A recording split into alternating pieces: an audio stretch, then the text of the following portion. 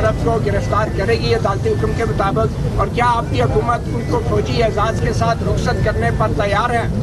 देखें, जहाँ तक नवाज शरीफ साहब के स्टेटमेंट का या ट्वीट का ताल्लुक है तो वो खालिस्तन प्योरली इंसानी बुनियादों पर था, ह्यूमन बुनियादों पर था, और उन्होंने उसमें क्लियरली कहा कि मुझे और मेरे ख़ानदान पर जो जुल्म उन्होंने तोड़े, जिसका शिकार न सिर्फ मेरे वालिद बने बल्कि उनका पूरा ख़ानदान 11 साल तक 10 साल तक बनता रहा, जिसकी वजह से मेरे सामने नवाज शरीफ साहब को 99 में कराची के कोर्ट में उनको 2 दफ़ा उम्र कैद की सज़ा सुनाई गई। मैं उस कोर्ट में मौजूद थी।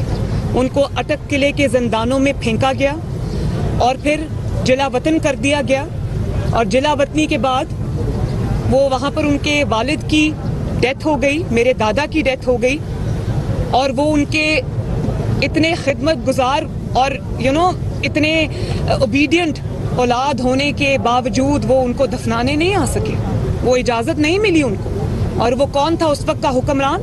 मुशर्रफ था। तो इसके लिए बहुत बड़े दिल की ज़रूरत है कि अब वो अगर ऐसी स्टेज पे हैं कि वो ना उठ सकते हैं, ना बैठ सकते हैं, ना चल सकते हैं, तो मियां नवाज शरीफ ने बहुत बड़े दिल का मुजाहिरा किया है।